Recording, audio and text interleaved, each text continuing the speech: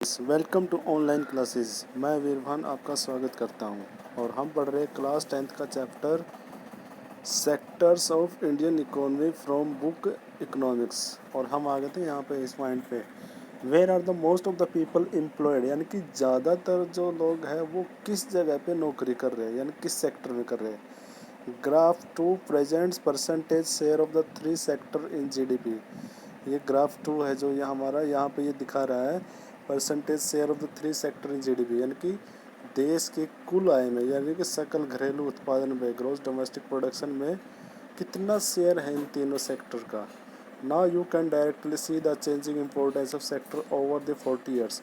और आप देख सकते हो कि पिछले 40 सालों में कितने बदलाव आए हैं इनमें, इनके योगदान में, कंट्रीब्यूशन में।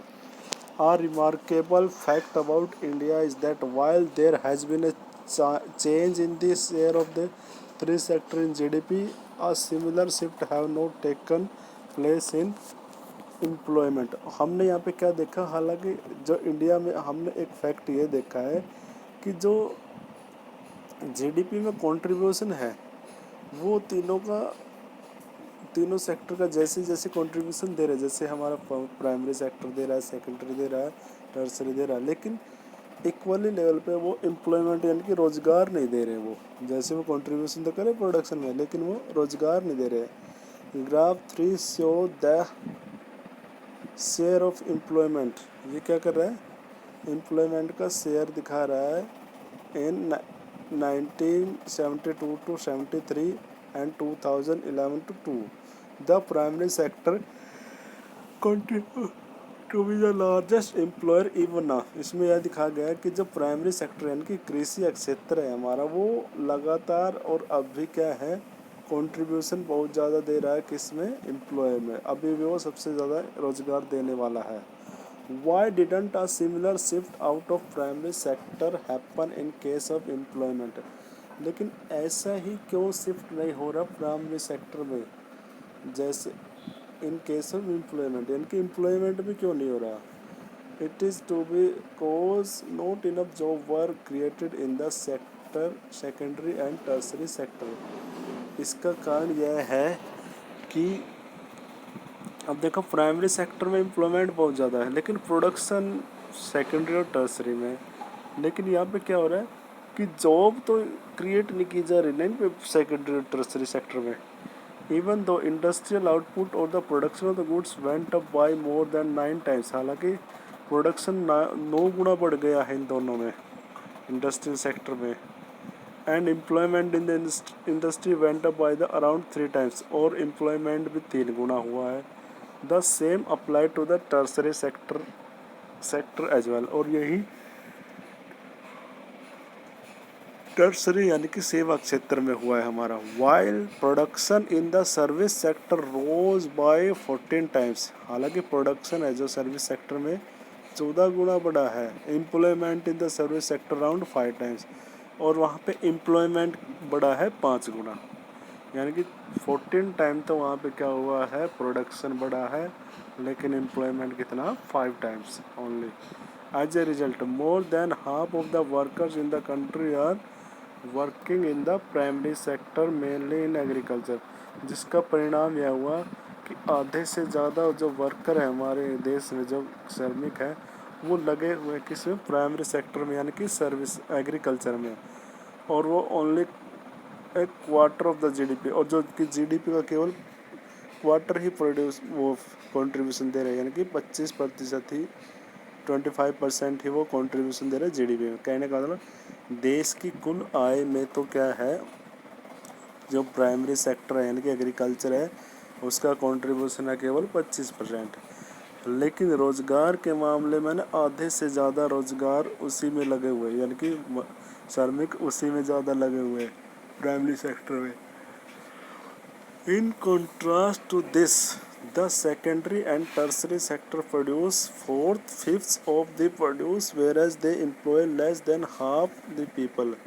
और इन contrast to this, और इसके विपरीत क्या हो रहा है, the secondary and tertiary sector produce 4 और 5 ऑफ द प्रोड्यूस, यानी कि 4 से 5 गुना क्या कर रहा है, वो प्रोड्यूसन कर रहा है, यानी कि whereas they employ less than half the people. लेकिन वहाँ पे एम्प्लॉयमेंट कितना दे रहा हो, आधे लोगों से भी कम को दे रहा है, ठीक है। तो does this mean that the worker in the agriculture are not producing as much as they could. तो इसका मतलब ये हुआ, अब हमने देखा, देखो प्राइमरी सेक्टर में मजदूर ज़्यादा लगे हुए हैं लेकिन प्रोडक्शन बहुत कम है, और वही दूसरी और सेकेंडरी और टर्सरी में मजदूर भी कम है, प्रोडक्शन उससे कई गुना बढ़ गया।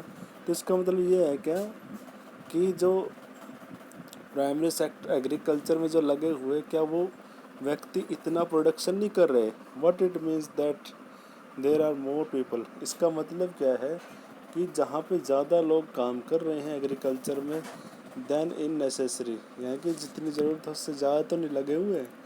So even if you move a few people out, यदि आप उनमें से जितने लोग प्राइमरी सेक्टर में लगे हैं उनमें से आप कुछ को वहाँ से हटा दो, production will not be affected. जो प्रोडक्शन हो रहा है प्राइमरी सेक्टर एग्रीकल्चर में वो प्रभावित नहीं होता।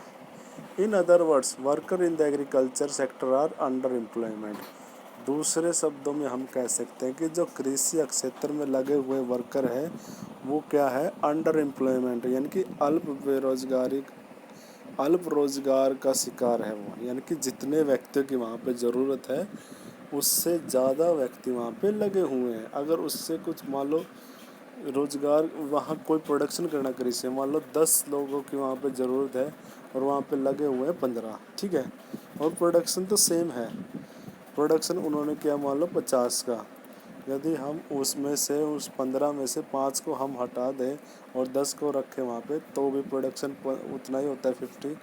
तो वो जो 5 लोग लगे हुए ना एक्स्ट्रा, तो वो किस चीज़ का शिकार है यहाँ पे, अंडर एम्प्लॉयमेंट का।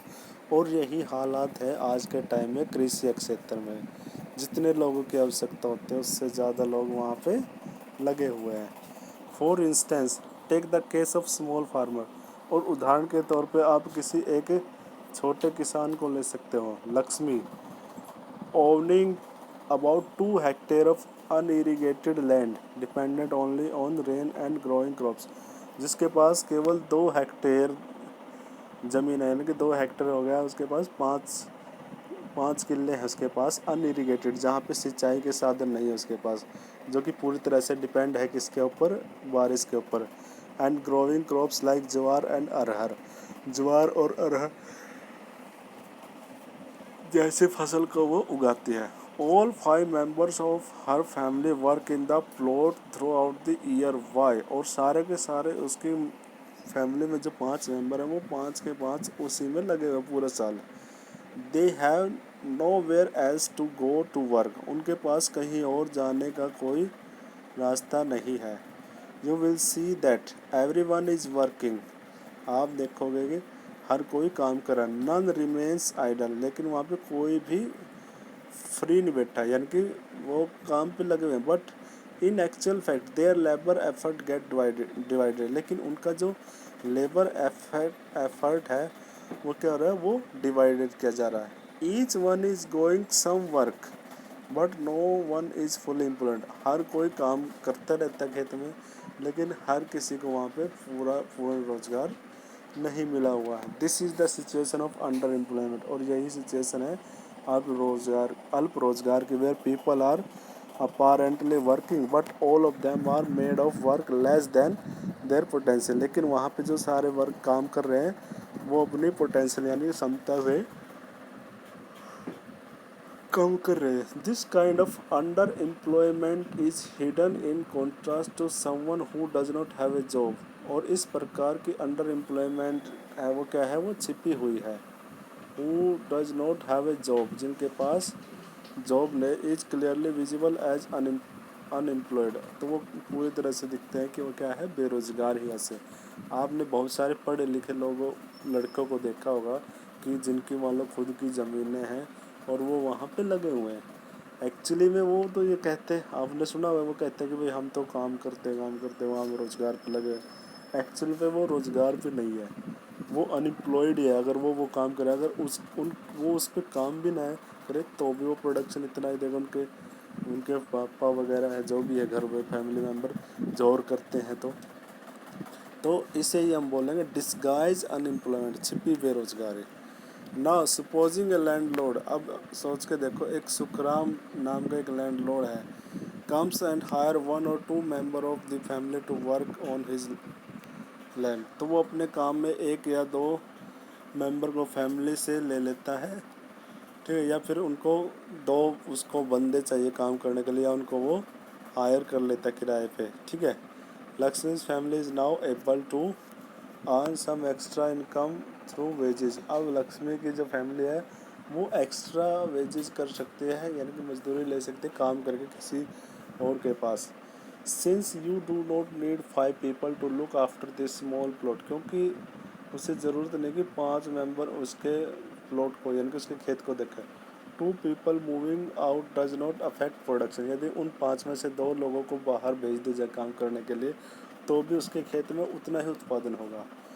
इन the above example 2 people may move to work in factory, और इसमें से वो 2 व्यक्ति है लक्ष्मी के फैमिली के मेंबर है जो, वो किसी फैक्ट्री में भी काम कर सकते हैं। तो once again the earning of the family would increase and they would also continue to produce as much from their land, तो इस प्रकार कह सकते हैं कि भाई earning of their family would increase, से उनके परिवार की एक तो इनकम बढ़ेगी, ठीक है, and they would also continue to produce as much as from their land, और वो अपने लैंड से, यानी कि अपनी भूमि से भी वो ज़्यादा से ज़्यादा वो प्रोडक्शन कर सकते हैं। There are lakhs of farmer like Lakshmi in India, और इस प्रकार लाखों किसान हैं जो कि इंडिया में लगे हुए हैं, ऐसे ही बेरोजगारी का सामना कर रहे हैं। This means that even if we remove a lot of people from agriculture, इसका मतलब यह है कि हम बहुत सारे लोगों को अगर एग्रीकल्चर सेक्टर से निकाल दें and provide them with proper work elsewhere, और उनको हम किसी और काम में लगा दें, तो एग्रीकल्चर प्रोडक्शन विल नॉट सफ़र, जिससे कि एग्रीकल्चर क्या है पूरी तरह से प्रभावित नहीं होगा, ठीक है।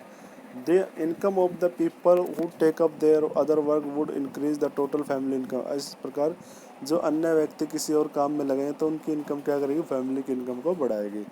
This under employment can also happen in other sector, और इस प्रकार का अल्प बेरोजगारी है जो वो अन्य क्षेत्र में भी, अल्प रोजगार की जो समस्या अन्य क्षेत्र में, for example there are thousand of casual workers in the service sector in urban areas who search for daily employment, तो हम यहाँ देखते हैं हज़ारों ऐसे कैजुअल वर्कर हैं जो कि परमानेंट वर्कर नहीं है और शहरी क्षेत्र में लगे हुए हैं, ठीक है। And they are employed as a painter, plumber, repair person and other odd doing odd jobs and many of them don't find work every day, कुछ तो वहाँ पे काम करते हैं ऐसे और कुछ को वहाँ पे काम नहीं मिलता।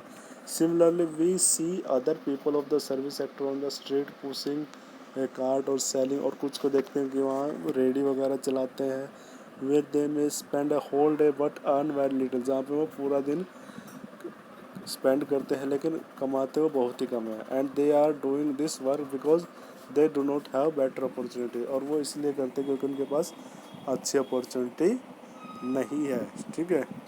तो ये है हमारे यहाँ पे डिस्गाइज और अंडर एम्प्लॉयमेंट की टर्म। तो इसके बाद ये टेबल है, ये आपने इसके ऊपर वर्क करना है, ठीक है। आज हम यहीं तक पढ़ेंगे, कल हम पढ़ेंगे how to create more employment, हम देश में ज़्यादा से ज़्यादा रोज़गार कैसे क्रिएट कर सकते हैं। Okay students.